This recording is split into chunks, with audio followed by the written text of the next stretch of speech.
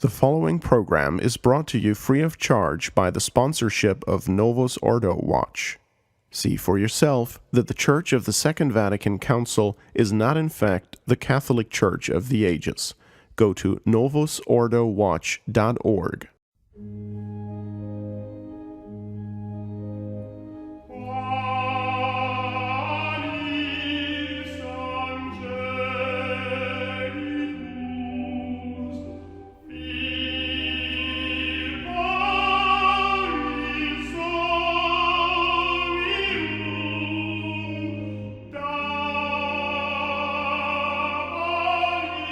Hello and welcome to Root of the Rot on the Restoration Radio Network. My name is Stephen Heiner and I'm joined as always by our guest for this program, His Excellency Bishop Daniel Dolan. Your Excellency, it's great to have you with us. Thank you very much. It's a pleasure as always, Stephen. We've got a lot to get into, but before we do any of that, I'll let you lead us in a prayer. Thank you very much. In the name of the Father, and of the Son, and of the Holy Ghost, amen. Amen. Hail Mary, full of grace, the Lord is with thee. Blessed art thou amongst women, and blessed is the fruit of thy womb, Jesus. Holy Mary, Mother of God, pray for us sinners, now and at the hour of our death. Amen. O God, unto whom all hearts are open, all desires known, and from whom no secret is hid, cleanse the thoughts of our hearts by the inpouring of thy Holy Spirit, that we may perfectly love thee and worthily praise thee, through Christ our Lord. Amen. Amen. In the name of the Father, and of the Son, and of the Holy Ghost. Amen. Thank you, Your Excellency. You're welcome. So, Your Excellency, this is the French Revolution Part 2. And it was such a massive event. We talked in the last episode that episode might be the most important episode we've done so far. And not to denigrate the importance of this episode, but this is what happens next. Once the French Revolution has happened, this disaster, this catastrophe, we're left with the modern world in a way. It's just been, the explosions have kept going over time, and we are still dealing with the aftershocks of it. And there's a lot for us to cover. And I wanted to know whether you wanted to start by talking about Napoleon and his spread of these ideas, or the time after Napoleon. Well, let's start with Napoleon, because in a sense, I think we could say that Napoleon is actually the most important part of the French Revolution. That is to say, of course, you have to have the ideas, the revolutionary ideas, those wretched ideas that are still with us today. But how are you going to go from the fire, the bloodshed, the disaster, literally the smoking ruins of French monarchical Catholic society into this brave new world, except by a man like Napoleon? He was a brilliant military strategist. He was perhaps certainly the most important figure of his age, but his real and his enduring and lasting importance is that he's the one who took the ideas of the French Revolution and made them work. He made them practical. I think of two things in his connection. The first of these is that just yesterday, we're recording the show on October 23rd, and just yesterday on October 22nd, the Novus Ordo kept their first feast day. I gag at the words of Saint John Paul the Great. He was the Napoleon of the Vatican II revolution. He, like Napoleon, took these revolutionary ideas and made them into a system. It's interesting, the Novus Ordo Church today is back at the French Revolution. That is to say, all this just blood and gore and attacks and destruction. But somebody has to come along, and somebody will, I'm sure of it, to institutionalize this further degradation of what's left of institutional Christianity. The other picture I have in mind as we begin today, Stephen, is that picture of the famous photograph of Hitler when he was making his victory tour of Paris, visiting the tomb of Napoleon and pausing with respect. The two of them truly were well matched, except that Napoleon's... Excuse me? Kindred spirits. Kindred spirits, quite. Except that Napoleon, the French can be proud of this at least, Napoleon won. Napoleon's ideas are still firmly in place today, not only in France, but in a sense throughout the world. the Napoleonic Code, for example, in Louisiana, the state of Louisiana, still today. Whereas the ideas of the Third Reich and that particular form of National Socialism, which we'll look at later on in today's presentation, that's pretty much died out. That's died out. But whereas Napoleon, he may have died in exile, but he's the victor today. He can, from wherever he is, I hope he's not in hell, he can laugh that he had the victory over everybody else. How did he do it? Well, he did it by institutionalizing, as I say, the revolution.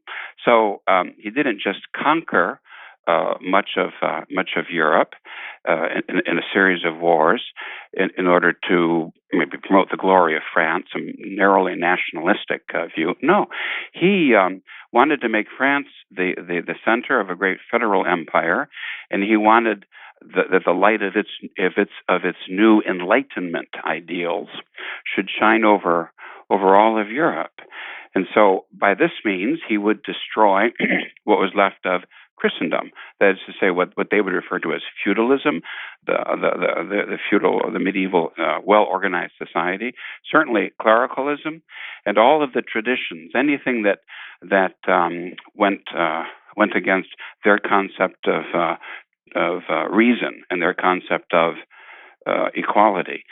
And the point is this: although that Napoleon was indeed defeated by Waterloo and at Waterloo and all of the rest, nevertheless, he set in motion a movement which would, in effect, destroy Christendom, the Christendom of Constantine and the Christendom of Charlemagne and the Christendom of St. Louis, the King of France. That would all be gone. And this he would do by a series not only of military conquests, but also and brilliant strategies, but also by a firm organization. He would set up native satellite governments. He would choose men, many of them from the lodges, of course, who would collaborate with the French and who would buy into all of these new ideas. They would in turn draft constitutions and laws that would specify the carrying out of the ideas of the French Revolution. That's how Napoleon finally won, and that's how the revolution got out after the initial bloodshed and fires were finished. I use the word, Stephen, I use the word feudal, and probably when American ears hear the word feudal, we're meant to cringe, and it would be akin to the word or the phrase the Dark Ages, because they want to make us to believe that they promoted the legal equality of all persons, but what they truly did was to give the government a complete, untrammeled, unquestioned authority over each individual subject, and all of the carefully defined rights and obligations of Christendom, of medieval society, they were all trodden underfoot. It was Napoleon who set the stage up for the all-powerful central government, which you see very much in France, and you see it very much in the United States today.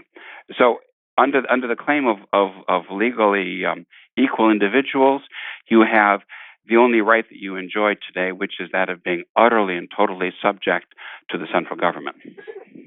Well, yes, and we've been tracing throughout this entire series this overthrow of the Christian order.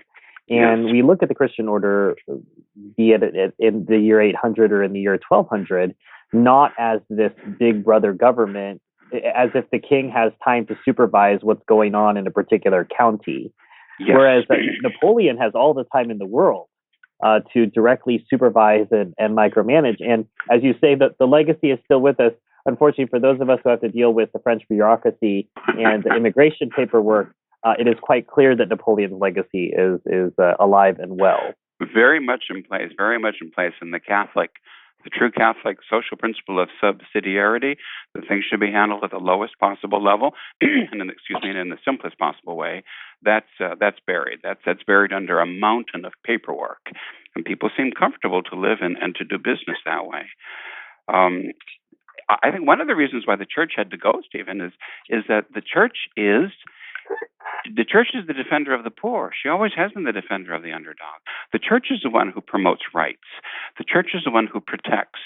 They want to give us a picture of the church as oppressive and the Inquisition and all of the rest. But their work, the work of the Napoleonic conquests and the rewriting of the map of Europe, the rewriting of the laws of Europe, all of this was in order to destroy the Catholic Church as the advocate of the poor and a voice against what would be in effect a new religion, which would be the religion of the Republic and the strong central government, the religion of governmentism, you might say. So the church property was confiscated. The monastic orders were either dissolved entirely or driven out, or else very, very much regulated.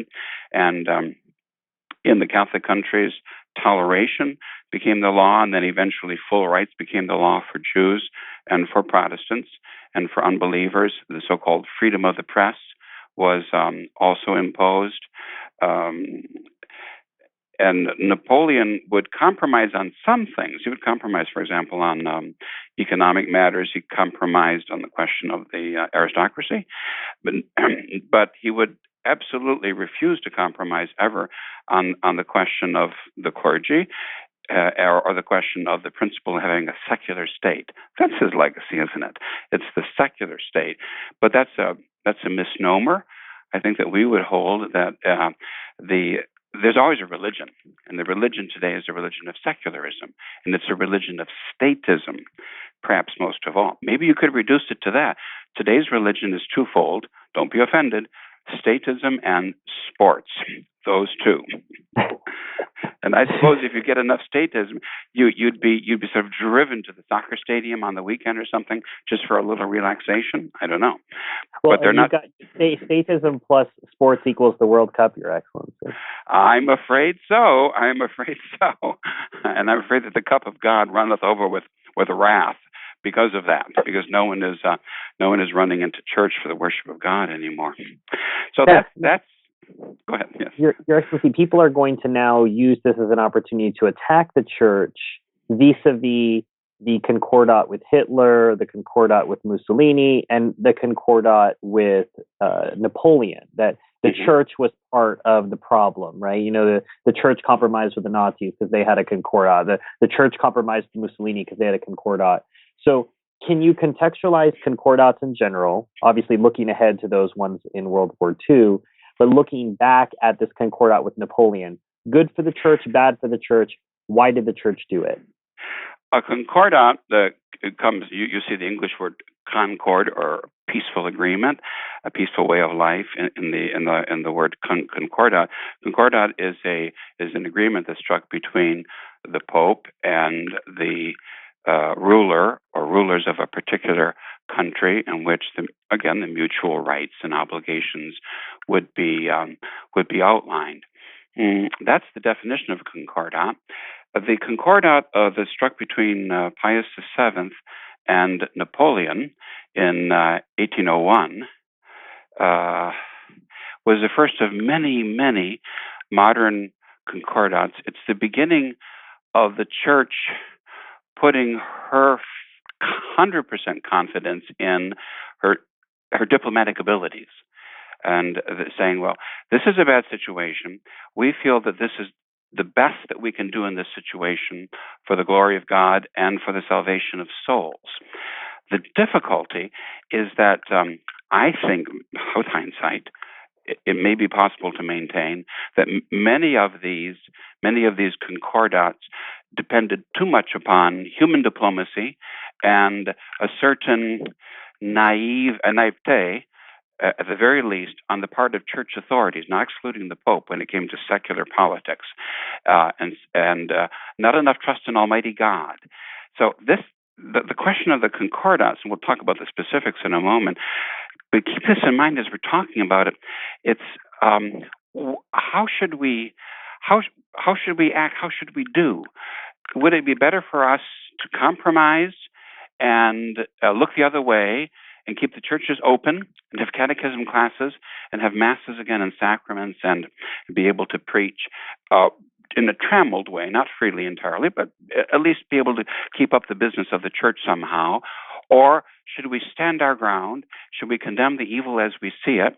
And should we realize that in God's plan, persecution is not the end of the story? Persecution is just the pruning of the vine so that the fruit may be more abundant. The church, in her real politic, definitely from 1801 until the Novus Ordo era, the church has always favored the idea of a diplomatic solution, compromise, anything to avoid persecution.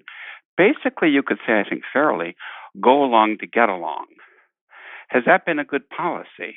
I think it could be questioned, especially today, as we sit in the midst of the ruins of Jerusalem, and we survey what's left of the Catholic Church, and we see the smoldering ash and all the blood that's been shed.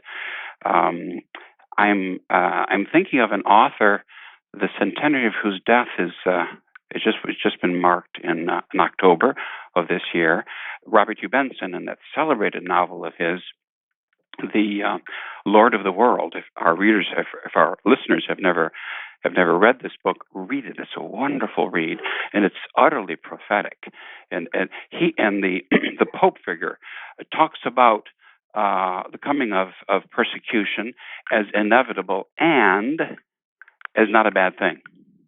And if you spoke to the great saints of the era of persecution, whether it be our North American martyrs with the savage Indians, or whether it be Elizabethan England, or the first 3 centuries, Diocletians and the Neros, the church flourished because, as Tertullian said, the blood of the martyrs is the seed of the church.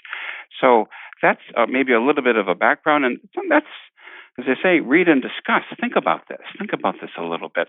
But the reality is that the church always chose, in modern times, the past 2 centuries, has always chosen the diplomatic approach. So the Holy Father, Pius VII, who was himself a gentle, peace-loving man, he had been a Benedictine monk, and was more than willing, in the measure possible, as he felt it, to compromise with the revolution. For example, when the revolution came to the city where he was Bishop Imola in Italy, he willingly and right away removed the throne, not the throne, but the canopy from over his throne, just as Paul VI would issue an instruction that be done as a result of Vatican II. And he also gave a Christmas sermon in which he, as much as possible, praised and idealized sort of a Catholic interpretation of the principles of the French Revolution. And that was sort of easy listening for the Freemasons and for the revolutionaries. Well, he wanted very much to see some sort of a compromise in place so that Catholicism could come back to France. And Napoleon wanted that too, because he saw he couldn't make it happen. He couldn't remember, he's the restorer. He wants to put things together and get everything working again. He couldn't do that without the aid of the church, without her tremendous influence, the influence of religion on the common people, the influence of religion in society as the binding force for stability. That just couldn't happen. So they both had an interest in mind, and they went back and forth, and they struck a deal. It's interesting that at some point the Pope, under terrific personal pressure from Napoleon, signed on to a little bit too much, and next day he regretted it, and he withdrew his signature, just as years later Archbishop Lefebvre would do that with Ratzinger in Rome. I guess would we call that a French maneuver, Your Excellency, withdrawing your signature? It's would be repeated here. I'm not actually familiar with the concept, except that it's happened twice. I don't know how that can work. If you sign something, you sign something. But what do I know? I'm just an American. Well, this is before whiteout was invented. Indeed, yes, unfortunately. But he indeed withdrew his he withdrew his signature. So then finally, they made some sort of a deal. But I think if you're talking about contextualizing the Concordat, you have to say, well, in that, yes, it was quite new because they gave up the right to all of their property, and they accepted in exchange for all of the property now being owned not by the church but by the secular church, the state, that they would the clergy would receive their salaries from the state. But he who gives out the money, he calls the tune too. Of course, it's the one who signs your paycheck after all. And so the state now had to not only agree to the naming of bishops, which Leo X had already done, you might say in a sense giving away the store of all things to Francis I in 1516. But more than that, not only is the state going to now name the bishops, with the Catholic Church just reserving the power to approve or disapprove of the man that the state wants to put into a see, but now the state has a right as well to look over the pastors of parishes. Wow! So it's Pius VII set up a structure that would allow the French state totally to control the church in France, and there'll be all sorts of grief and problem, and as we'll see, of divisions too, which came of this really unfortunate practical arrangement. I think of the Freemasonic revolutions in Mexico. Same thing. The church seized the church's property was seized by the government, and in effect, the church was entirely subject to the government. That's a French idea. It's a Freemasonic idea that the church has no right to own property. Saint that we one of the greatest popes of all time, Saint Callistus, whose feast we kept earlier this month of October, he was the first one in already the 200s to vindicate the church's right to own property. He not only cemeteries but even secular buildings. A tavern actually, which he bought and converted into a church in honor of Our Lady, and it was an established principle even in the Roman Empire that now the church has a right to exist, but when you give up the right to own property, do you have the right to exist? Well, no, just at the good pleasure of the local government. Well, I think that we could probably all agree that at the very least, it was it seemed to the Pope to be the most prudent thing that he needed to do. But in hindsight, this Concordat was a disaster for not only the French Church but for the universal, for the Catholic Church. It was a terrible thing that this should have been done. And it's interesting to note there were some French, especially imbued as they are with the Gallican principles of opposition, the spirit of French ecclesiastical independence, opposition to the power of the Pope and of Rome, minimizing it as much as possible. There were some French who just wouldn't accept it, and they became what's known as a little church, a petite église, which still exists today, curiously and interestingly enough. And that's a little bit of that tradition. There's so much of your R&R, and that does not stand for Restoration Radio. That stands for Recognize and Resist.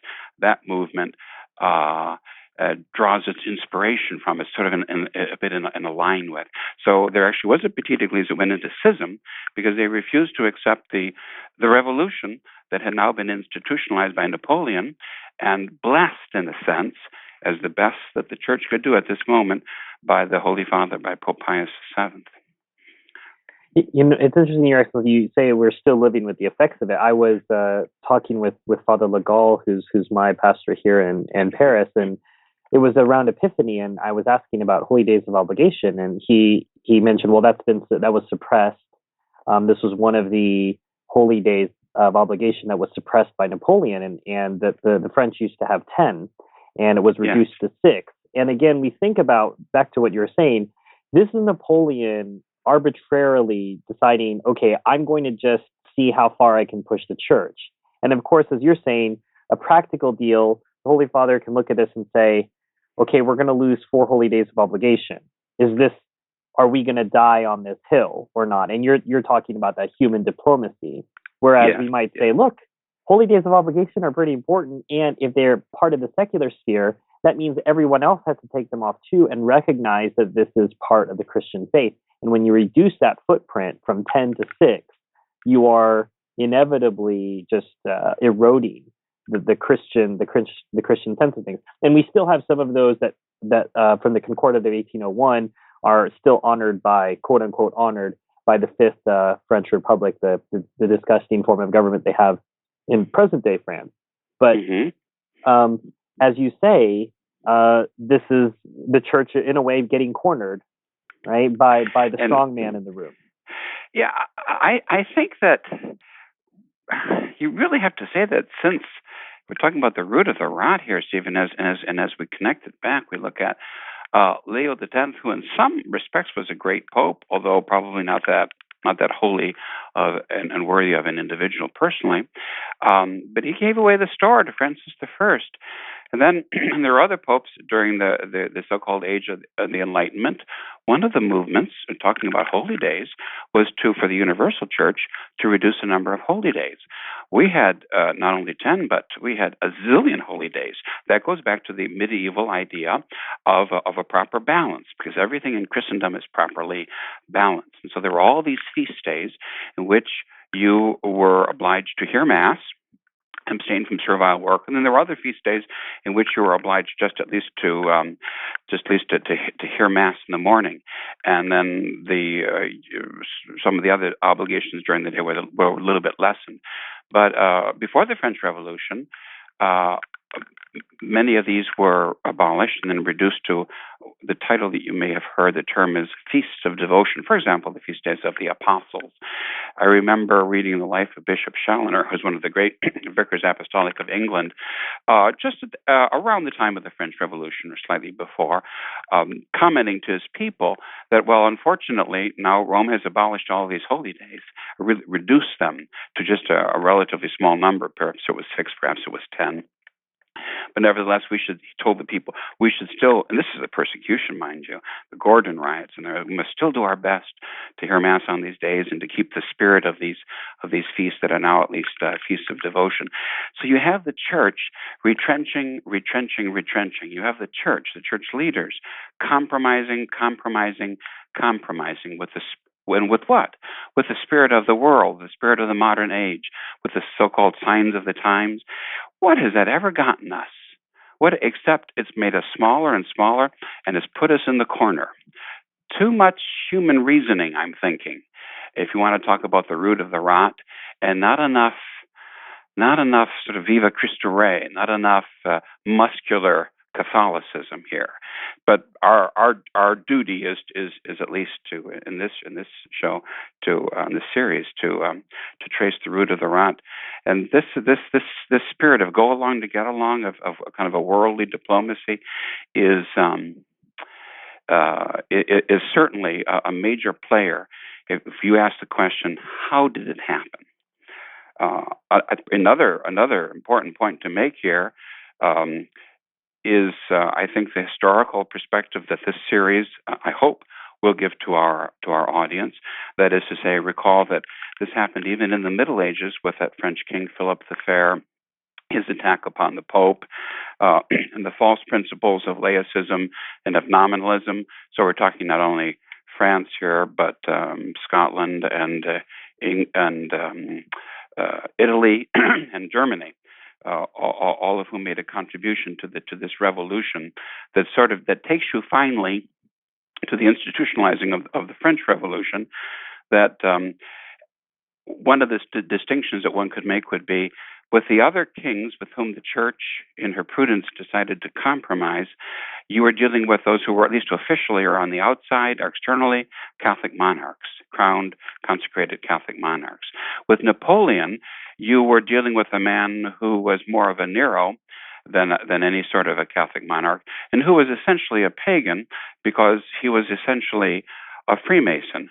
And you see that in the whole drama of the coronation of Napoleon. So there's the Pope. He accepts the invitation to go and to crown the new emperor, and once again, meekly sort of hoping for the best out of this particular situation. There's no question, the Pope is told, and his ministers, of having a Catholic coronation ceremony in Mass. No, that there'll be a ceremony, and but we're going to write it out. It was sort of a novus, interesting, it's sort of like a novus ordo coronation ceremony for an emperor. And then even those rubrics at the end were not followed. And at the last minute, Napoleon seizes the crown from the Holy Father, how symbolic, and he plops it right on his own plunky head. He declares and crowns himself the king. That's the spirit. That's the spirit of modern man who refuses to submit himself to Christ the King.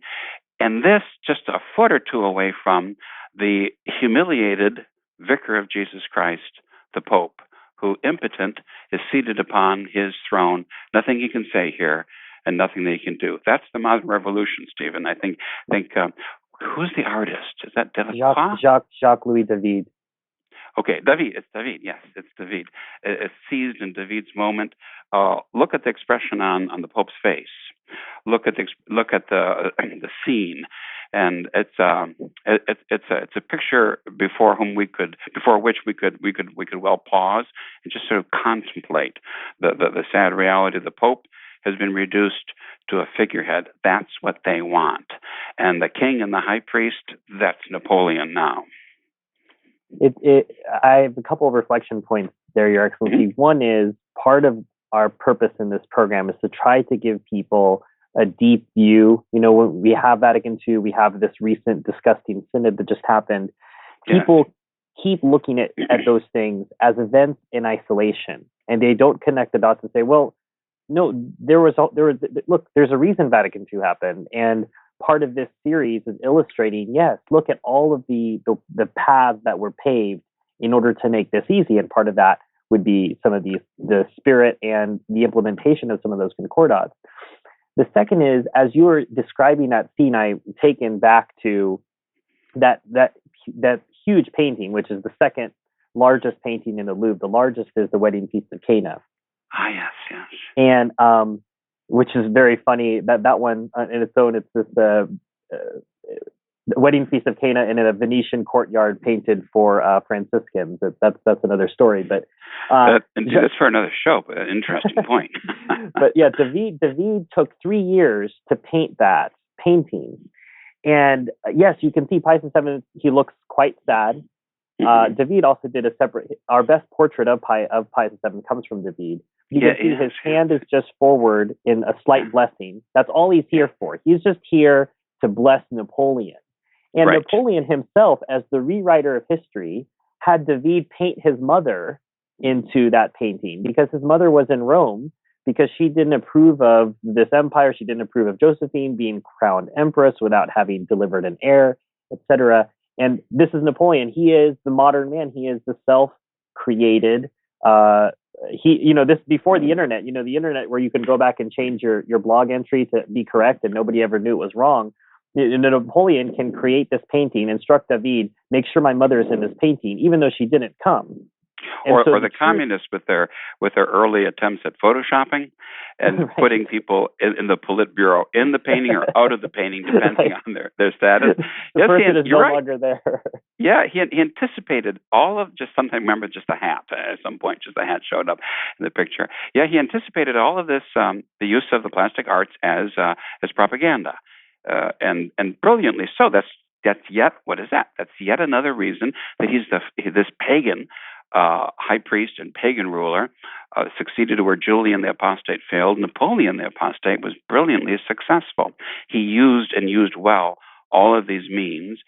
And before him, the church was silent. Before him, the church was impotent. So that happened, as I say, and I don't think we could stress it too much, was because of a certain naivete about the nature of the revolution, the nature of Freemasonry, and the failure of the church to see that this is now a new age, an age of revived paganism and worse, of anti-Christianity, which will ultimately produce the final Antichrist. So you have the church sort of set up for, and you see this in American history too. Less than French. In French history, you see the church set up for the opposition of the liberals versus the Catholics, or the anti-liberals. Whereas in the United States, while you have that same conflict in the 19th century, I think you can say that almost all the way through, by means of a certain gentleman's agreement, with a few exceptions, just a few German or Irish bishops. Whoever would speak about these things would be ostracized and isolated. It simply was not done. So the idea is to go along to get along. And that's the spirit of the Concordat. That's the spirit of the reaction of the Catholic Church, more or less. Even though sometimes there will be the most vehement objections, the letter of we'll see later on the letter of the same Pope Pius VII to the Bishop of Troyes during the restoration of Louis XVIII, objecting very bitterly to him, and then of course all the writings of Pope Pius IX, objecting to all the Masonic and condemning all the Masonic ideals. They will be condemned, but on the practical level, in a diocese, a national hierarchy, or a parish, would it be preached against and condemned? No, probably not. Probably not. What you're set up for is that the Church has now, in effect, by means of the Concordat, the Church is now functioning. Sacraments are being given, as I say, confirmation, catechism. All these things are available. Once again, marriages are being blessed, and Catholic social life, family life is slowly returning, not to what it was before, but returning to something, some vision of Christendom.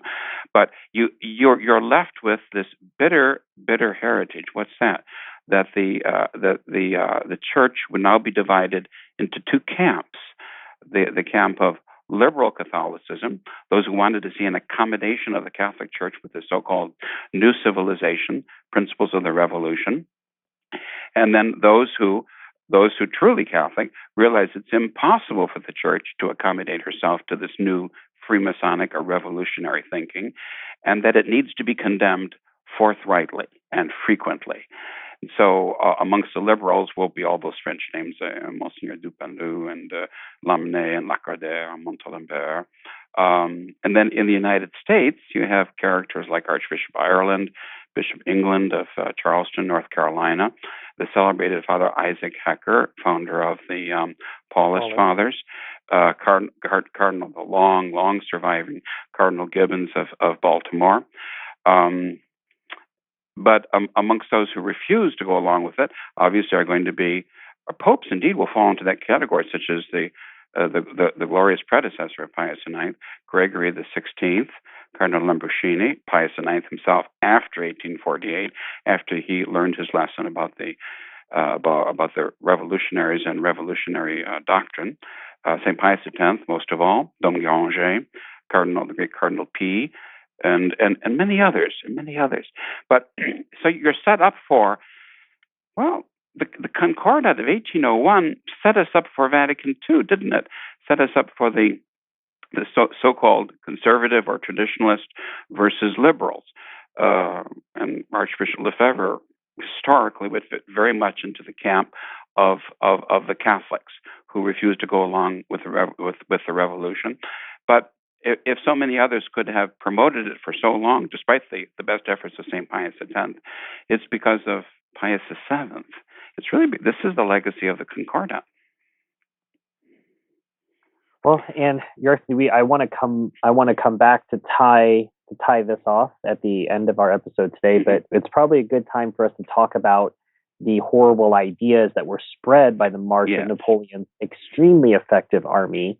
So we'll move from history to the intellectual life, and we're going to talk about the army of isms. Yes, isms. We are now in a world of isms, and what we want to do now, Stephen, is simply to define and discuss briefly, and sort of an overview, many of these isms that we've spoken about before, and we will have occasion to speak about more in other shows.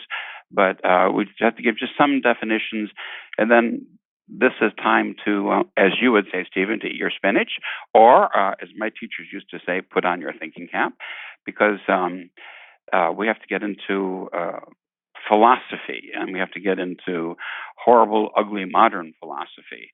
So, but we have to have at least some idea, because you'll every now and again, stay with me here, because every now and again the penny will drop and say, oh yes, I know this or that example, because remember, ideas matter. The bad guys realize that ideas matter. We Catholics have to also realize that. The first ism we want to speak about is the modern German philosophy. was transcendentalism and pantheism. This is all rooted in the philosophy of Immanuel Kant, or Kantism, which in return has its roots in nominalism. We've spoken about nominalism earlier, the great influence it had upon Martin Luther, and its unfortunate introduction into the Catholic world already in the Middle Ages. So Kant carried nominalism a little bit further and maintained that human knowledge consists only in what he calls phenomena, a knowledge of appearances, and these things can be organized by our own mental categories. That's what you can know, just categories of the mind. But you can't really. The idea always is the same. The mind produces reality. There's no such thing as an out there objective reality. Because if knowledge doesn't come from out there, it just comes from inside, from us, from ourselves. This leads to another ism, which is called idealism. This makes the ideal prevalent over the real. Kant's followers understood the consequences of all of this, and this becomes then what they call German transcendentalism. Some big German names like Schelling and Fichte, they go along with this. For another show, and for a more talented philosopher, would be a very interesting discussion of the infiltration of the traditional movement, and particularly the Pius X Society, by Kantism and Fichte, by means of Father, the second Superior General of the Pius X Society, Father Schmidberger, who was a trained follower of Kant and Fichte, and somehow it was able to claim with a straight face, and I suppose still today does, so do some German sedevacantists, that no, this is not in any way opposed to Catholicism, and this is the only valid philosophy. Go figure. But all this is going to lead to it's important to talk first about this. It will lead to so many other modern errors: evolutionism, modernism, Marxism, and subjectivism, perhaps most of all. Our next ism to look at is a sort of a twofold evolutionism. If you even Protestant conservatives, American speakers and ministers have realized the effect, the incredible and very, very harmful, deleterious effects of evolutionism in our world. There is what we call an idealistic evolutionism, and then a materialistic evolutionism. Continuing along with the ideas of the subjectivism and Kant and the rest, we have Hegel. He is very, very important for understanding how what Bergoglio calls the Leo, the mess, the chaos. The Novus Ordo Bishop of Providence, Rhode Island, just said the other day, well, he says he believes in the creation of chaos, and he's sure done a good job. That's interesting. But Ratzinger, too, being a good German, a modern philosopher, Ratzinger, too, is a follower of all this. We call it the Hegelian dialectic. It sees all of reality in a constant flux. And the way you're going to get to something, this is their modern idea. See it in practice in the conciliar church, with Ratzinger establishing a high church movement, with Bergoglio seemingly reducing everything to fighting and bitter chaos, rioting in the streets almost. The idea is that you have a thesis, and then you have so the thesis would be, say, the natural law: marriage lasts until death, or a marriage can only be between a man and a woman. And then that's opposed to the antithesis: oh, no, there must be pastoral practice and mercy, and they love each other. They should be able to get married and be able to share the bread and wine at our Eucharist every week. That's the antithesis. And then there's a seeming world war or riot in the streets. What comes as a result of all of this? They believe, that's their reading of history based on their philosophy, you get a synthesis. That's what they're after. You get a new synod document. Yes, well, you'll get a 1 year from now, and it'll be quite different from what's going on now, because that's when Napoleon. He sort of steps out of his sepulcher at is it Les Invalides? Is that where he is? Yes, yes. That's where he reposes, the poor soul. He's going to step out of his sepulcher. He's got to step out of all six coffins he's entombed in. Yeah. That's right, exactly, one after another, and he'll join all the rest of these modern demons and say, yes, see, we have institutionalized the revolution. This idea of, we're just speaking about our isms so far.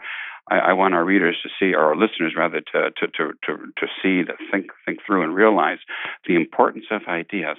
Now, but there's also, and not to forget, a material or materialistic evolutionism, and of course, right away, one to think of the Englishman Charles Darwin. And those ideas, the ideas of evolution, evolutionary truth, and their philosophical underpinnings are immensely important for understanding the modern world and the modern mentality. And of course, this is one of the greatest and the most indisputable of doctrines, joining perhaps even global warming, I don't know, as truths, and the Holocaust as truths that are never ever to be questioned, much less to be denied. After evolutionism, then we go to something maybe a little bit more general once again. You've heard the term. It's rationalism. Since Kant glorifies human reason, there was a whole tendency in 18th century philosophy to make that applied to religion and to oppose it to supernatural revelation. That gives us the rationalists, who deny the possibility of miracles and any form of a true supernatural revelation at all. Remember, that's a Masonic idea too, because God is the deistic God. He's out there. He doesn't really intervene in human events. We believe in a God, but not a God who's part of history. And then there are also those who there often will be in all of these isms those who take a little bit more of a gradualistic approach. We have what was known as the semi-rationalists, those who accept they accept Christian dogma, but maintain that everything could be explained by reason. Pope Leo XIII, in his condemnation of Americanism, would point that out as one of the evils of this school of thought, that everything in Catholicism could be explained by human reason, and therefore was supremely reasonable, and Protestants should therefore join this new version of Catholicism. This is back in the 19th century. Then we have positivism, another ism. This is Auguste Comte, who just extends the work of Kant. Now he dies in 1842. So he's taking us into the 19th century. He denies the possibility of having any form of metaphysics. He denies that there are any final causes, that there's any absolute at all. That knowledge for him consists only in certain facts and the relation of one fact to another, and that theology is to be dismissed as that's just a primitive way of explaining natural events. Our next ism is pragmatism. This is interesting because it touches a little bit, Henry James said, the American character and the American mentality. This is a way of translating those high ideals of idealism into the practical order. This is taking something very theoretical and trying to making it very, very practical. What's that? Remember, that's the work of Napoleon. Idealism's basic principle is that the mind precedence over physical reality. You can see that in the curious American sect, Christian Science. The 19th century, they were extremely popular because these philosophical ideas were well received and extremely popular. The pragmatists said that the will to power is the principle of existence. Life is merely an instinct to obtain power. So pragmatism influences everybody from the founders of Christian Science with the phone in her coffin, Mary Baker Eddy, Eddie Baker, right? All the way to the Übermensch, the Superman, Friedrich Nietzsche.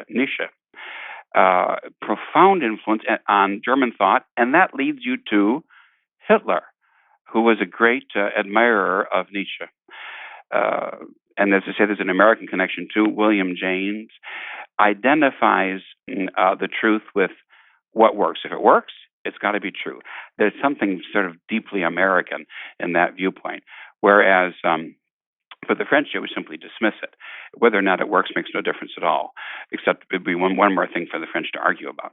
But as long as it's an idea, then we'll discuss it, or we'll fight each other over it.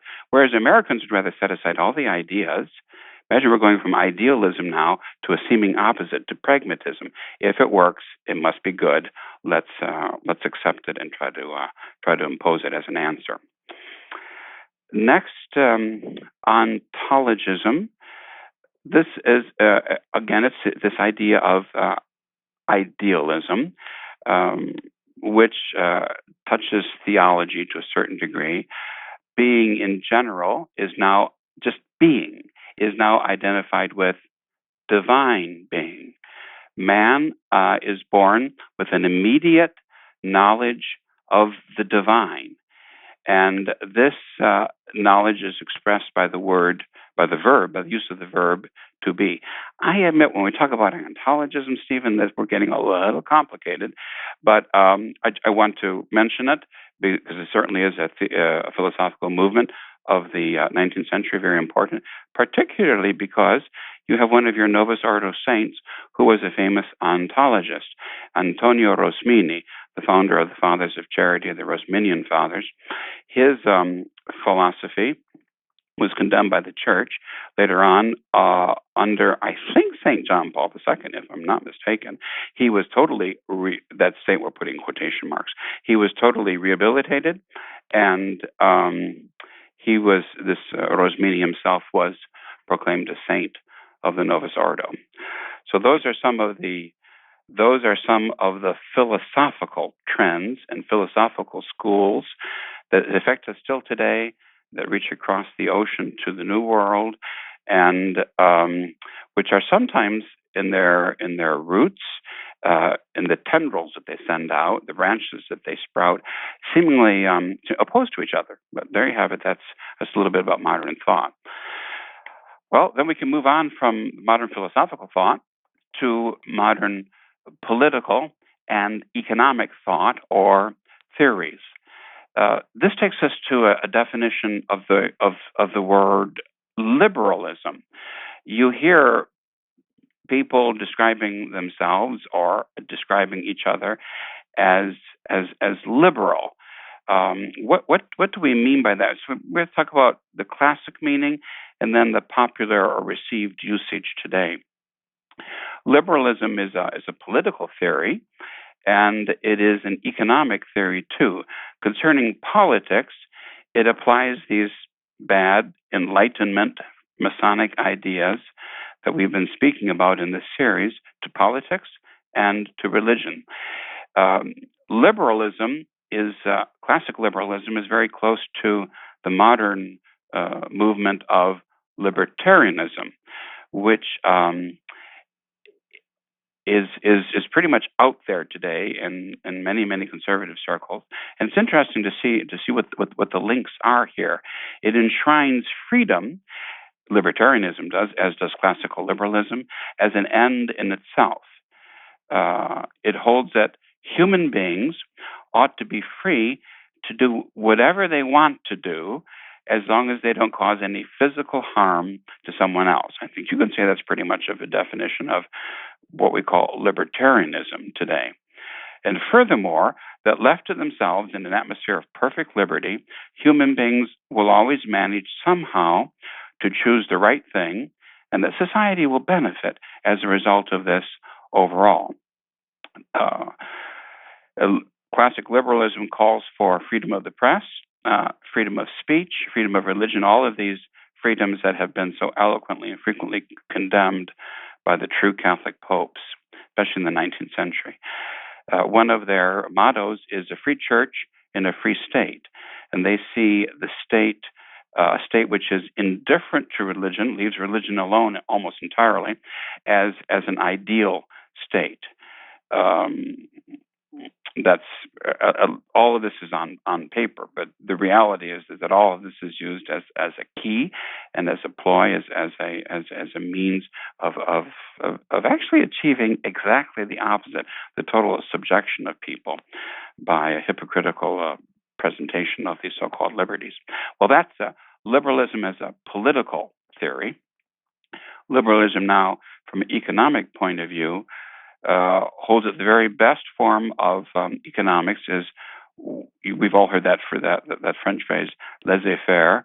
It's laissez-faire. I think that's the correct pronunciation. Let them do it. Literally, it means let them do it. Economy, in which the government doesn't intervene in any way at all, but permits everyone to find his way in some sort of economic free-for-all. The centralized economies of many states under socialism, national or international socialism, and even in certain countries, France in particular, would contradict this pure liberal, or we would say today libertarian philosophy.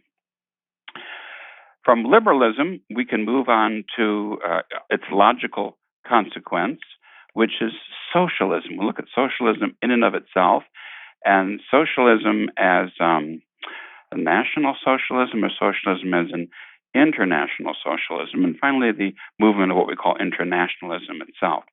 Socialism holds that the people are sovereign, and that great dogma of the French Revolution, everybody is equal.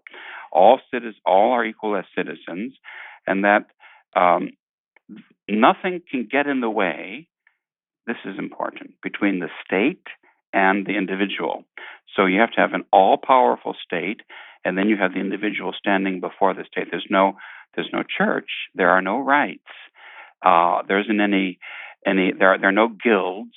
There are no customary laws that are going to deflect the death ray of the state as the state surveys the individual citizen in the name of equality. Interesting. This all-powerful state makes laws then for every aspect of human life, and there's no other institution, not even the family, that has the right to make its own rules. And you see this in practical application of vaccinations to homeschooling issues, to religious issues. We'll probably see it in the matter of gay marriage sometime fairly soon. So our first aspect about socialism is to consider that it leads to an all-powerful state. We're not looking so much about the question of how the all-powerful state seizes and then redistributes the wealth. No, that's secondary. The main thing is the all-powerful state, no intermediary between it and we say it's citizens, but really we mean its subjects. National socialism is also known as fascism. We see it in the movements in Italy and in Germany, with Hitler and with Mussolini. Often, National Socialism is confused with something good or something sort of conservative and for the old traditional values. But actually, they were socialists.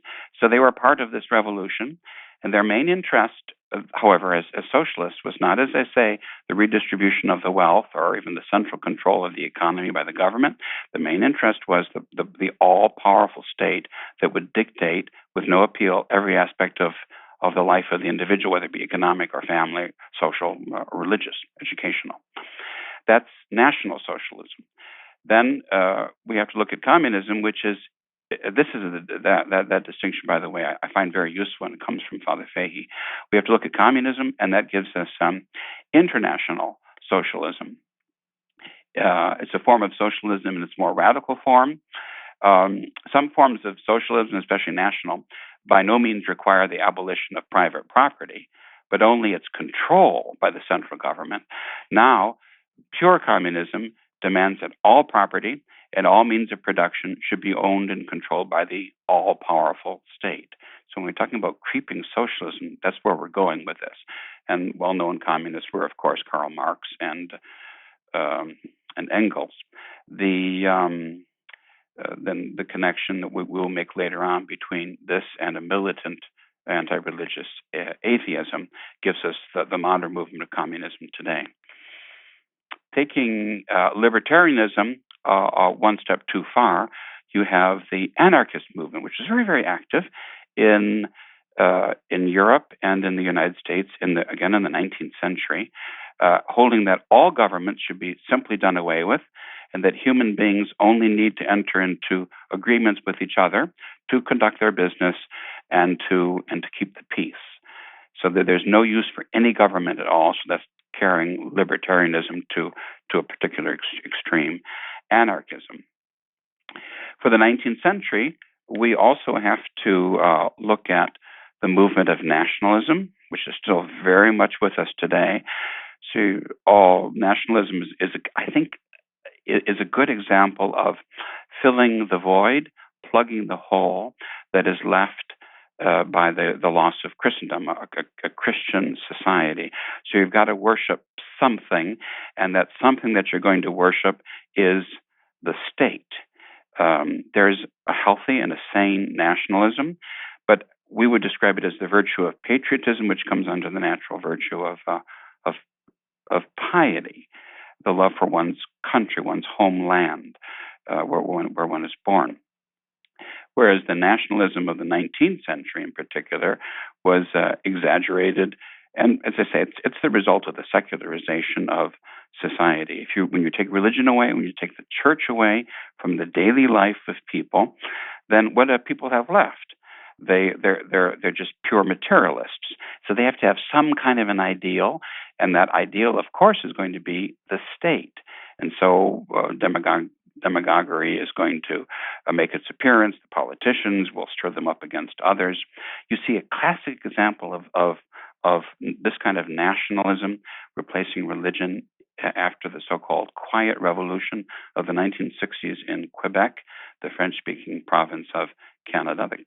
It was Catholic and French-speaking, and during the era of the changes, went from being a Catholic, very much of a Catholic country, if you will, with a wonderful French heritage, to being absolutely secular and godless and very, very nationalistic. Their religion now became the hatred of the English. Say what you want about the English, it seems a little exaggerated, and their hatred of the English language and English culture. So they wanted to promote their own culture and way of life, but without any religion. Religion was just sort of there in the background. Well, the hatred of English by the French is always humorous, given that English is 35% French influence thanks to the Norman invasion. But yes. Since you have to not know history in order to hate English without being French, I guess. Yeah. Oh, yes. I think you can fairly say that most of the people that are going to be taken in by all these isms are people who really don't know history, and they are easily stirred up. But then one sees too that human hunger, the hunger of the heart, of what's left of the soul, for some sort of a religion replacement. And so the politicians are going to be there, and the church is gone. The church is just caved before this quiet revolution of secularism and materialism. And so what's left? The worship of the statism, the worship of the government is going to step in and then manipulate people for their own wicked purposes. And of course, that prejudice was always there to be able to be profited from.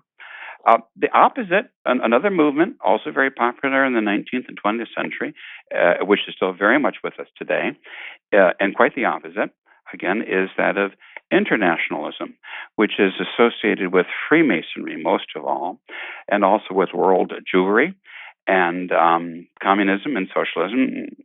There's two forms of socialism, really. And it consists in the call for nations to give up their national sovereignty. It's the opposite. But somehow these are both roots or these are both tendrils of that same the same work of the secret societies against the natural or the Christian order. So states should give up their sovereignty in favor of an international socialist organization. After World War I came the League of Nations, which was not interested in hearing anything from the Pope or giving the Pope a seat. And after World War II came the United Nations, which received, curiously enough, a blessing from the Pope, from Pope Pius XII, who hoped for the very best from this humanistic and nationalistic gathering, not seeing probably what its real roots were, or its real and its true wickedness. So that's the movement of internationalism. And then we have, last of all, another word which is always bandied about, democracy. This is the natural result of the ideas of the Enlightenment and of the French Revolution. The Masons, and all of these terms, you can see how they're devoid of not only any uplifting, theologically correct or spiritual truths, but they're words that are just used in order to be turned on their ends, so as to promote the end of the glorification of the power of the state, who's ever running the government. Democracy is possibly the worst example of that at all. So that the Freemasons throughout Europe, as a result of World War I, established their democracies. Monarchies were reduced as a result of World War I to being mere constitutional monarchies, where the king or the queen is simply a figurehead. The real power is concentrated in the so-called democratic forms of government, but we know from history that all of these things are at the best manipulated, and at the worst just an external show. That these are always a question of some form of an oligarchy, which manages to seize and to maintain control using the popular terminology of democracy. But the reality, of course, is not going to be there. So those are some, Stephen. Those are some political and some economic theories. If everybody is still awake, we have. Well, let me remind our listeners who are still with us, trudging through some difficult stuff for sure. But this is how you learn things. You don't. Nothing worth knowing is easily spoon-fed. It's something that's going to take engagement, and it's going to take some work. And for those who are listening, it's a reminder that Root of the Rot is a production of the Restoration Radio Network. All rights are reserved. Any duplication without explicit written permission is forbidden. You may obtain permission by writing to mail, MAIL, at truerestoration.org. So how does that work? Stephen, how does that work then for him? As you're saying this, and I'm going through all of these isms, I'm thinking to myself, probably someone who's serious about getting a grasp on all of this would want to listen, not necessarily to this particular show, but to something on Restoration Radio more than once. How does that work if a listener wants to listen to it again and again? Well, if you purchase it, then you get the episode, and you download it. And then it's yours, and you can download it whenever you want to. You can listen to it. You can listen to all the isms as many times as you'd like to. Excellent. Well, that's what I'm going to recommend as a take home from this particular show. Is you want to purchase it and you want to make it yours, and a little contract here and Des, and listen to it again and again, because the first time it could be a little overwhelming, but you want to get these ideas in your head. You want to understand a little bit about Hegel and Kant, because that's your Father Schmidberger, and that's Ratzinger and Bergoglio. Wow, interesting. And then you want to hear a little bit about the popes and the concordats and all of these isms, be able to put them all in their proper place. So let's do some more isms, Stephen. Let's talk about theological isms. We want to talk about liberal Catholicism and biblical rationalism. I was going to say, now you're swerving back into the red meat territory. So we've had all our vegetables and our salad. We've eaten our vegetables. Now we have people who are rubbing their hands. They can't wait to hear about theological stuff. So I'll let you. Excellent. Deliver the steak. They've earned their steak, and I hope they like it. They hope they like it singlant, nice and bloody, because that's what we specialize in. Liberal Catholicism. You will be familiar with movement Simply, it is this, simply stated, the movement seeking to adapt the faith, Roman Catholicism, revealed religion, to the principles of the French Revolution, which calls for a state which is indifferent towards religion, the ideal being a so-called free church and a free state, which would theoretically leave the Catholic Church free to function as it pleases, but in reality leaves the Catholic Church far more chained than ever she was during the Christian centuries, which preceded the French Revolution. We move from that just a brief dusting of liberal Catholicism to rationalism, biblical rationalism. We talked about rationalism and semi-rationalism in a philosophical or a general sense. Now we want to speak about this trend, which is a trend really towards impiety and a refusal of the gift of faith, which leads to eventually, followed faithfully, will lead to a denial of all supernatural revelation, even the very possibility that there should be supernatural revelation. So you got the rationalists always have to be on the scene to demythologize, that's their phrase, demythologize sacred scripture, whether it be the crossing of the Red Sea or Noah's Ark or whatever it might be, to give everything a rational explanation, every kind of a supernatural event. And Stephen, I just read the other day, and isn't this interesting, that yes, somebody came forward to demythologize Fatima and the miracle of the sun. How could the miracle of the sun have occurred? Because there's no scientific evidence of anything like this. There were just all those hundreds of thousands of people that witnessed it. That was all. Well, a certain Stanley Jackie, who was a Hungarian, a winner of I believe the Nobel Peace Prize. He was a Benedictine father and a great scientist, I think, considered so in his own right.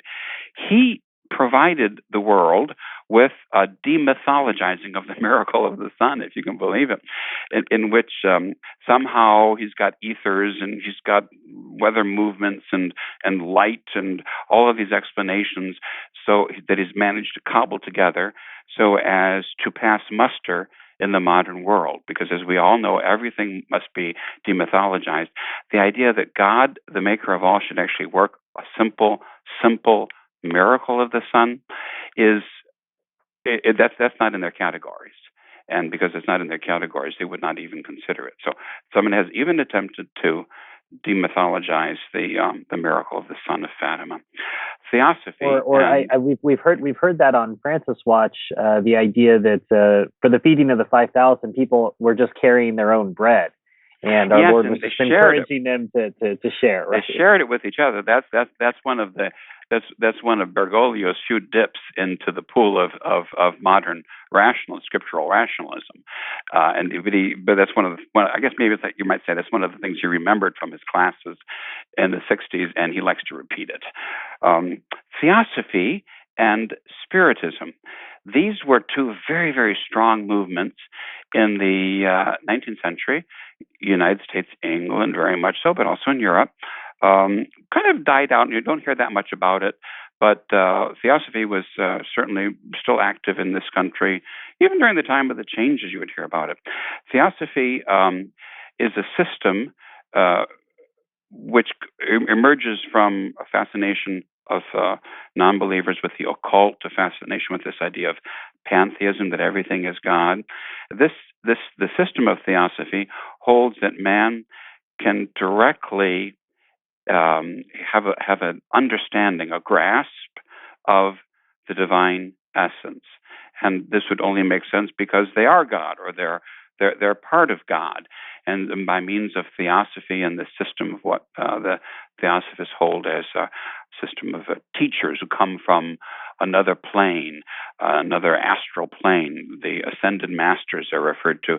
You can have a knowledge of the secret forces of the universe, and that will unleash great power in your life, and figure out how pyramids are going to sharpen your razor blades, things like that. Very useful in daily life. The Theosophists are very much connected with the occult, and have an interesting connection with liberal Catholicism, so-called liberal Catholicism, as a particular sect or movement, which is a sort of a wedding of theosophical principles, which is just a lot of the occult, really, with sort of a high church Anglican view of worship. That was once a significant movement. They're still around today. Spiritism, that has a link with Arthur Conan Doyle, known for Sherlock Holmes. There's a Spiritist church right down the street from our church here in Westchester, Ohio, and they meet on Sundays to talk to the dead, to talk to the spirits of the dead. And if it's either a sham or a fraud, or if it's successful, they're speaking to devils, and there's usually a devil or two at the switchboard, more than happy to make the connection. That's Spiritism. That was a very important part of late 19th century American religious movements, and as I say, it is still around today. Far more to our point would be a discussion of modernism.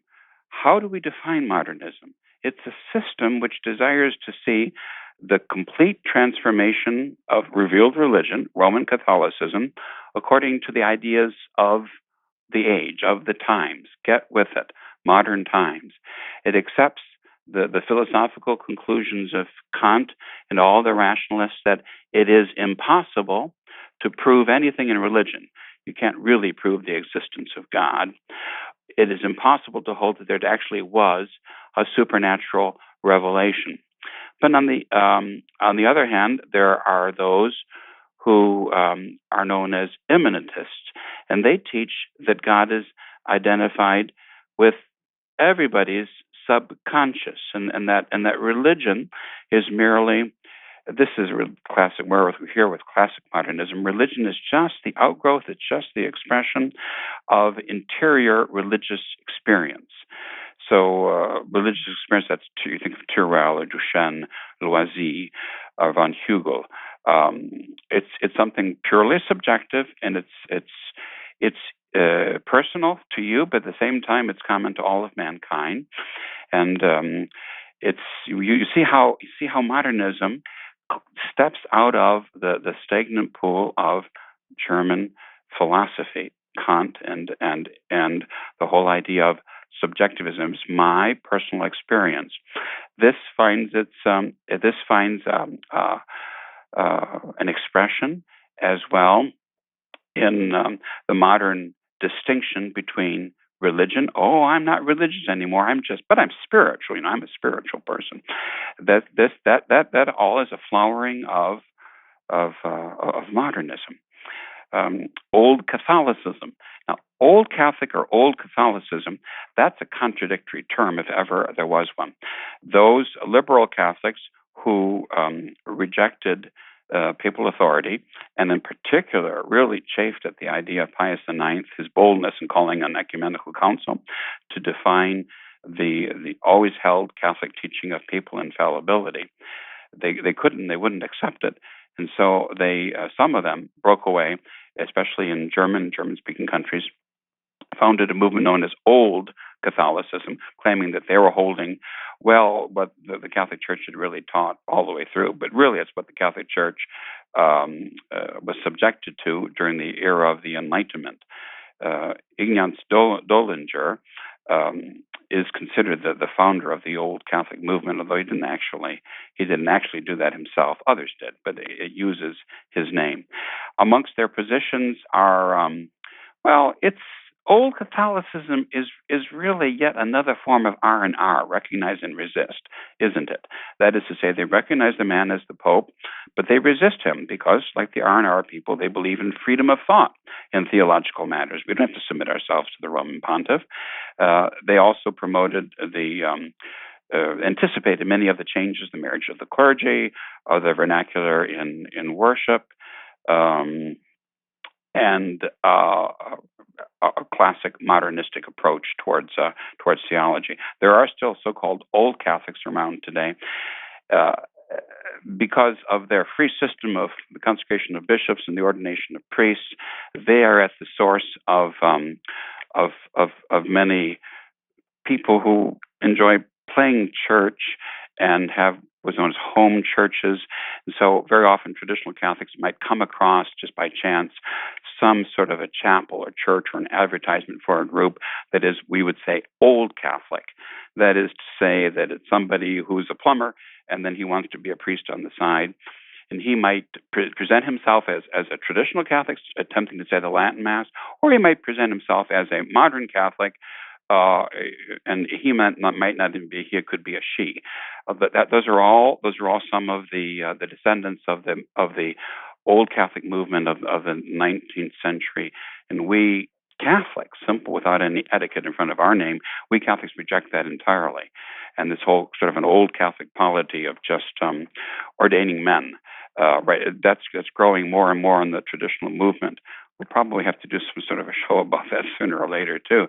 So, but I did want to mention it because when our listeners hear the phrase "old Catholic," some of them will think of it in those terms. Then there's the ecumenical movement, which starts with a movement of named after this ecumenism, was originally known as reunionism. The idea of a reunion or a corporate reunion of the Church of England, especially the High Church part of the Church of England, with the Roman Catholic Church. And it was based upon an Anglican concept of what's called the branch theory. The branch theory holds that the Church of Christ has three branches: the Anglicans, the Greek and Russian Orthodox, and the Roman Catholic Church.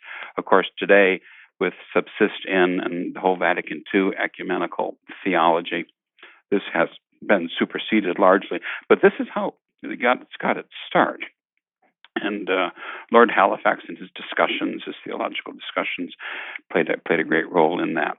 These are the forerunners of the ecumenical movement. Very, very important, obviously, because so much happened in the name of ecumenism. Then we spoke a little bit earlier today about Americanism.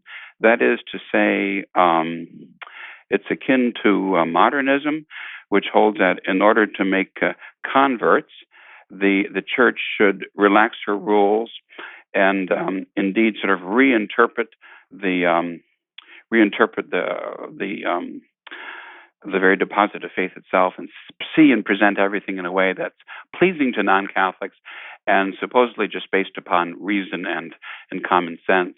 The idea of man submitting his intellect before God the revealer, that would be out the window.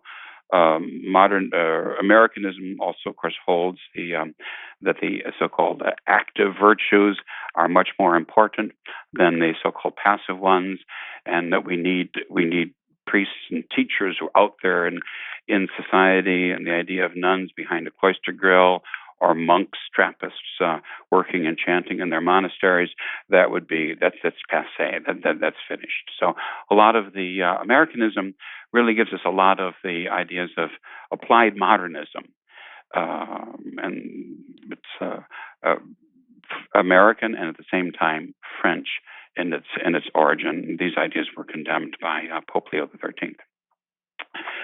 Last but not least, if anyone is still out there, we could speak about some trends in art, some trends in music, some trends in literature. I guess this would classify as the dessert. We've had our vegetables, and now we finish the steak course. Now, this maybe would be a little bit of dessert. Trouble is, a lot of people say, no, thank you. I've had enough. But well, if not, you can order the cheese, Your Excellency, because you can always order the cheese. That's right. They will offer you that option. And maybe with a good red, the meal looks interesting again, right? Romanticism.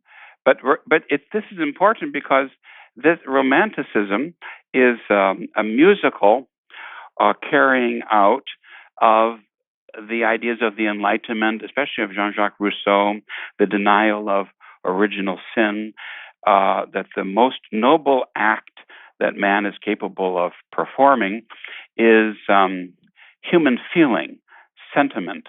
And this, the Rousseau's noble contribution is that of the noble savage, that man, in his primitive instincts, is far better and should be left alone and honored as such, instead of chained up by the conventions of modern society. They would hold that.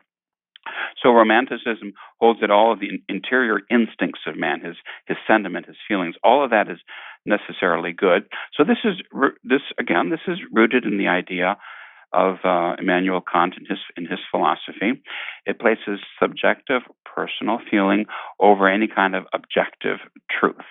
Mind, again, makes for reality, and so its influence, the influence of Romanticism over the arts, would be to idealize everything to the point of falsification. So everything that should be sort of fantastic or exaggerated, whether it be literature with a kind of a new mythology of man, the deification of man, in effect, or whether it be music. Human natural virtues are over dramatized and over exalted. The natural, this world, is supernaturalized, and that's all that really matters. Some modern fiction stands, Wuthering Heights is a good, Ivanhoe, that might be another example. In music, the common, the daily, the ordinary, that becomes exalted. Bishop Samwer says that Beethoven's sixth, I think Bishop Williamson probably would disagree, but maybe not.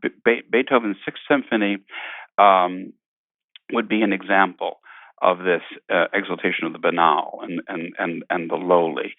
Schiller's Ode to Joy, memorialized in Beethoven's Ninth Symphony. Berlioz's Symphonie Fantastique would be another example of that.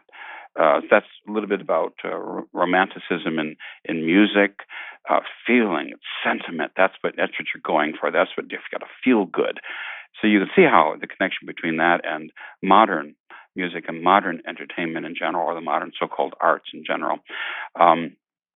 As regards art, you find, again, the idea of the glorification of the ordinary. That starts with the Dutch. That starts with the Northern European painters after the Reformation. They couldn't paint saints anymore, so and Madonnas. So now they're going to paint landscapes, and they're going to paint wealthy burghers and glorify the people who commission their paintings, glorify money and domestic scenes. But then at the same time, there will be the glorification of the revolution itself, because that was the big theme during so much of the last 2 centuries. So you have Delacroix, his Liberty at the Barricades. Bergoglio would like him because he portrays human liberty as big and messy, sort of, and but at the same time glorious. And this is what we should look up to. This is what we should exalt. This is what we should view all of this as noble. So in the modern movement of Romanticism, you have the idealization of false virtues and of all the movements, really, of the lower nature, that's eventually going to deliver you to the concept of the anti-hero, the cultivation of people's vices in literature and in art. And for this reason, the modern movie star is glorified in the public eye, since he's the source of, he's done something so-called supposedly important on the screen in some dramatic or emotional sense, and he leads a dramatic life off the screen, and so therefore we should sort of abandon our lives to follow his very immoral life and be interested in it. And we end up with the glorification of all human vice as our chief means of entertainment. Romanticism, that's an important ism. It explains a lot about what's going on in music and art and literature in the modern world and today. Romanticism is linked by means of Immanuel Kant and idealism with another movement in art called Impressionism. This departs from the idea of representational art, classical and realistic. Now it's going to be the artist's personal or subjective impression, his impression of the forms. Remember Kant talking about all you can know are the forms. That the object of our knowledge, remember he claims, is not any real object as it exists objectively out there, but it's just our personal impression of some object, how it seems or appears to us. So Monet, Manet, Renoir, all of the great French 19th century and 20th century artists are going to be in the school, and they're still today so highly appreciated, so highly exalted. In music, think of a Debussy, L'après-midi d'un faune, the afternoon of a faun. In all these art forms, you see the continuation of this 19th century phenomenon of the glorification of, at the very best, the ordinary, the daily. The French term for it would be the banal.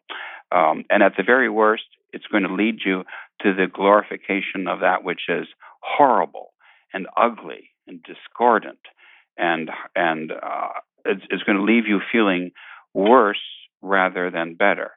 I think a good definition of modern music is anything which, if you turn it off, is going to make you feel better. And the definition of classical music, anything which is good, is that when you listen to it, it makes you feel better. It elevates you. It inspires you. But modern music, you just want to turn it off. And modern art, you just want to turn away from it. I think Impressionism is sort of the artistic version of Vatican II. That is to say, there are all these vaguely nice notions, and you should really appreciate them, but there's nothing there because it's designed in a very subjective or personalistic sense, and as a way of trying to appeal to everyone. So it's like Oakland, Your Excellency. There's no there there. There's no there there, exactly. I'm afraid so. Music. Your Excellency, I wanted to say at this point, some people might be shifting around in their chairs, whispering to whoever they're listening to the episode with, but I like Beethoven, but I like Monet. Does His Excellency mean I'm not supposed to like Monet? If we're talking about the root of the rot, are we discovering some rot in our love of this music and our love of these types of art? Absolutely. Let's be fair and go back a little farther back in history, and consider Mozart. What good Catholic would not proclaim as totally and absolutely glorious the masters of Mozart? Yeah, Mozart was a Freemason. He was a member of a so-called Catholic lodge, but he was a Freemason. So you don't have to feel guilty for liking Mozart, and you don't have to feel guilty for liking Beethoven, but you should know how it went. You should know, literally, the root of the rot. And you should know, too, a little bit about what, particularly Beethoven's Sixth Symphony or the Ode to Joy. You should know the effect that has on you and what he's really glorifying. And you should know, if the next time the Monet comes to your local museum and you feel rather virtuous and highly cultural because you've gone in to see it and you're really appreciating it very much, or you're making a pilgrimage not only to Saint-Denis but also to Giverny, and to see the wonderful gardens that inspired all of this great impressionistic art, you should know you should put it into context, as we tried to contextualize earlier in this program, the Concordats. So to put this into context, just understand that. No, in se, this is not to be condemned. There is much in se, in and of itself, which would have to be condemned. But see, we're on the slippery slope here, people. See where we're going with all of this. Put it into context, and then, because the point of this series is to enable you to answer the question: how did it happen? Well, Monet and Beethoven have something to contribute to the rot, just as much as Immanuel Kant or Napoleon, or the great Freemasons of the Enlightenment, the encyclopedists. That's all. So please don't feel guilty if you enjoy your Monet. So you're just saying that the rot's just a little prettier, Your Excellency. Yes, the rot is, yes. Well, as a matter of fact, it doesn't smell so bad. There's no stench. It's rather pleasing. Those are pleasing pastels and stirring Beethoven chords. But if you put it into context, actually you'll see it in a different sense from now on. and there should be at least one slight pause for an interior shudder, and maybe you might want to step back. Well, it's fascinating, right? Your Excellency, thinking about what you're talking about, just listening to those pieces, I'm juxtaposing two in my mind, both of which I was blessed to attend with some clergy. I saw Beethoven's Ninth. I've seen that performed twice, and I've seen Mozart's Missa in C minor. And the contrasting feelings, don't want to get too deep into feelings, but the sentiment that's aroused when you're sitting listening to a mass, and how you feel like you're floating up somewhere.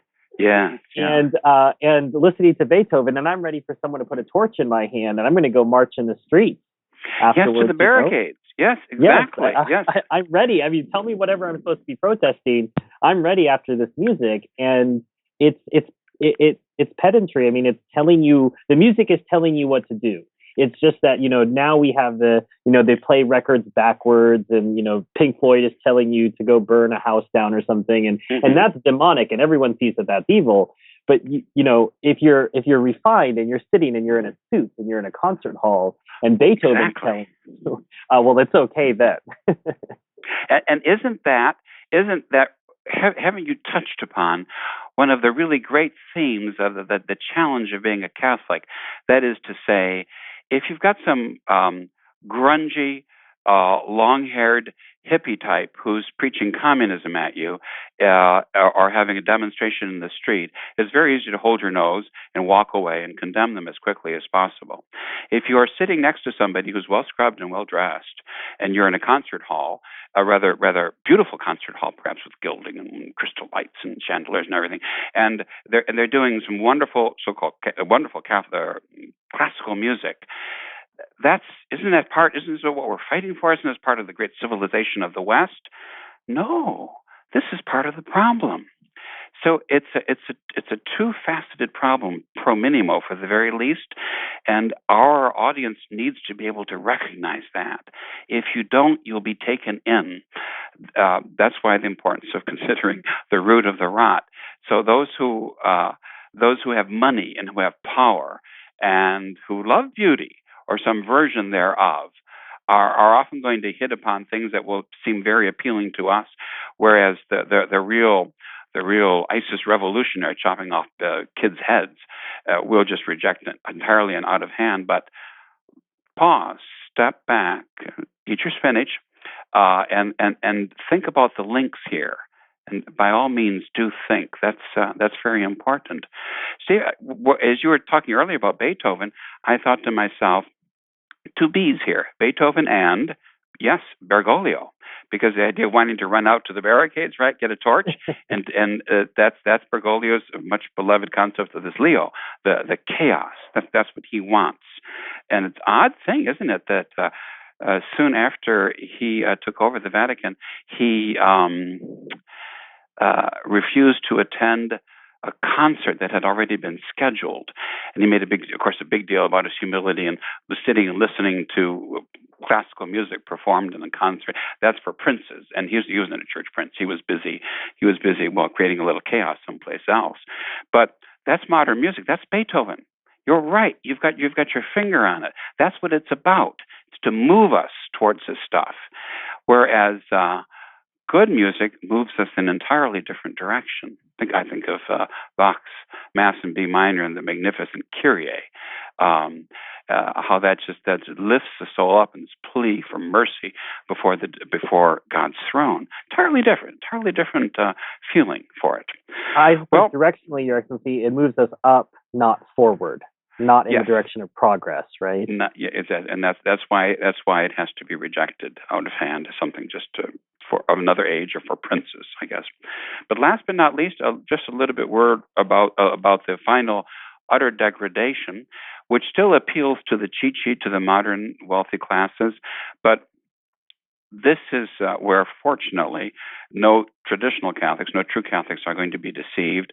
Abstract art and atonal music, this movement of Impressionism we've been discussing last of all, was just the beginning of this radical departure from objectivity, from objective truth. The principle that the mind dominates reality and is itself the source of reality. So this idea of Immanuel Kant and all the subjectivists. It's going to find its ultimate expression in art and in music. So the artist portrays his subject in some grotesque form. That's Bishop Sanborn's phrase, and that's perfectly true. And that's modern art, isn't it? Some grotesque form that you're meant to ooh and ah over and pay perhaps hundreds of thousands of dollars to possess, say, a Picasso or a Jackson Pollock. This type of painting refuses the nature such as God created it, and it refuses the whole idea of nature as somehow a reflection of Almighty God. Man tries to make his own nature, his fallen nature, his confused, wretched, ugly, dark, and sinful nature, kind of a counter nature that's to be held up and admired. And so all of the principles of order, that have to be found in any form of real art, harmony, balance, proportion, that's all scoffed at and is replaced with this whole new set of principles in all the forms of modern art, including literature: disorder, discord, imbalance, disproportion.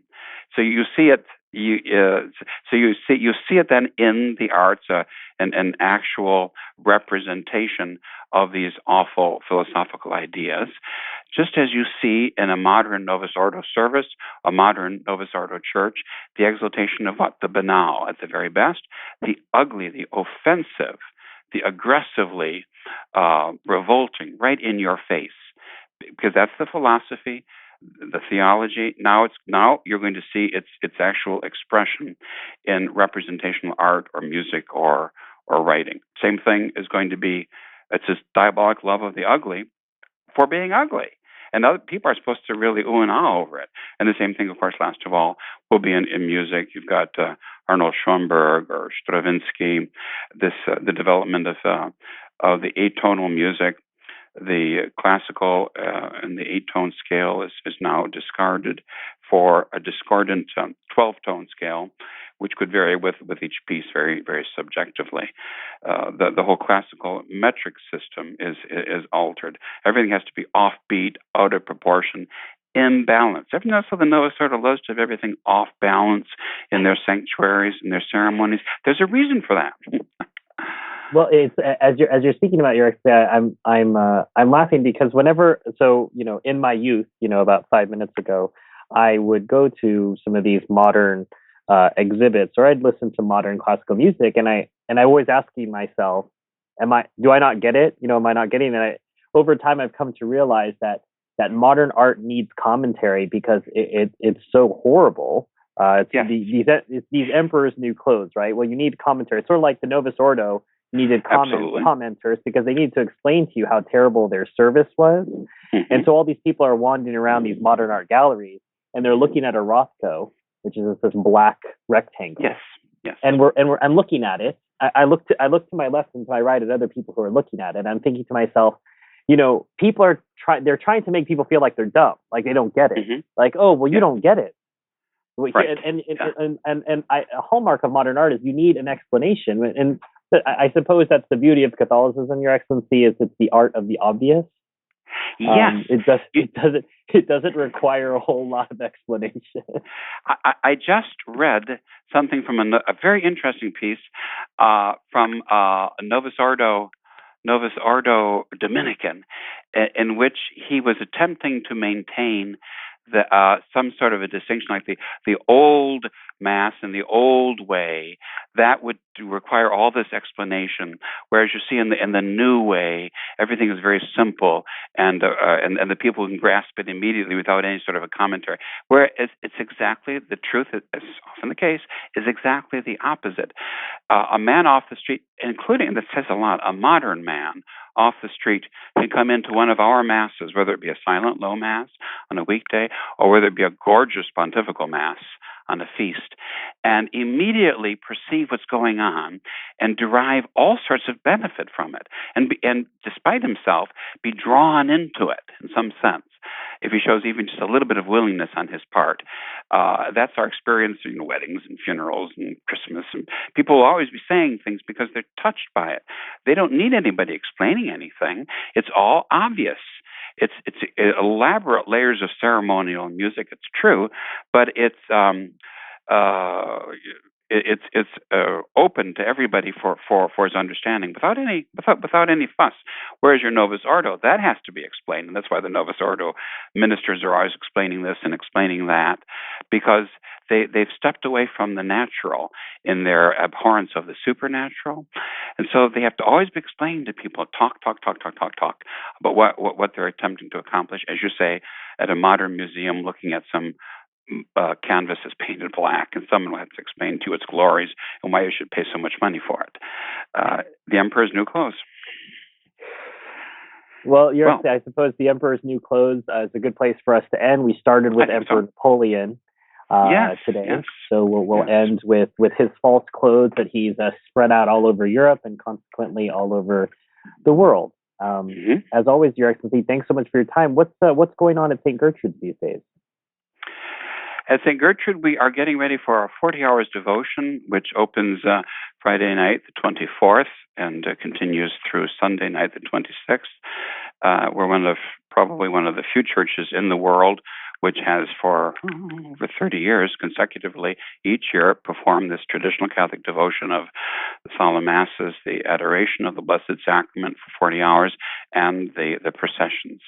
So that's, for us, that's a very, very important part of our life. And then that, of course, will lead into All Saints and All Souls, the Holy Day Masses, the double Vespers, the Vespers of this year will be the Vespers of the Sunday that lead into the Vespers of the Dead, and then the opening of the observance of All Souls on Monday, November 3rd, with the possibility of the faithful gaining the so often indulgence known as the toties quoties, as long as, and I hasten to point this out since you have given me an opening, as long as they pray according to the mind of the Church. The Pope's intentions simply mean the exaltation of the Catholic faith, the propagation of the faith, the suppression of heresy, and peace and concord amongst Christian princes, and in general, the needs of the Church. That's what that phrase means. And when you say your Our Fathers, 6 Our Fathers, Hail Marys, and Glory Bees, that's what you're praying for. And each time you visit a church this year it's noon on Sunday, the 2nd, through midnight on Monday, the 3rd, you may gain a plenary indulgence under the other usual conditions as well, of course, for the poor souls in purgatory, and they certainly do need our assistance. And you're reminding people, Your Excellency, that you don't have to have a pope in position in order to take advantage of this indulgence. Absolutely not. That must be one of the 10 most popular false notions or misunderstandings amongst traditional Catholics today. But no, not required at all. Not part of the system, no. All right. Good. Well, Your Excellency, as always, thanks so much for your time. We look forward to having you on our next episode, where we'll talk about some more rot. More rot, and next time we want to talk about the fire that Freemasonry set throughout the whole world, and some of the great conflagrations, the practical modern results of Freemasonic and Enlightenment thinking. Thanks so much for your time, Your Excellency. You're very welcome. God bless you.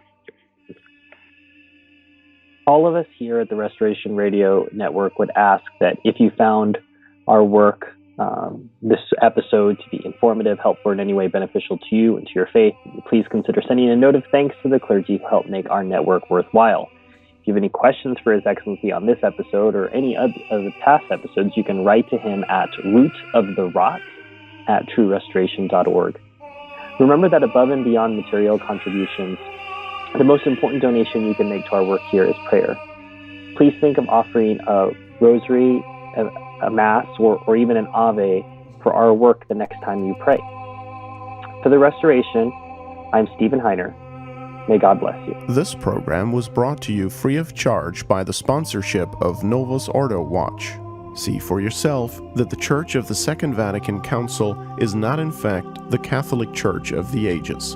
Go to novusordowatch.org.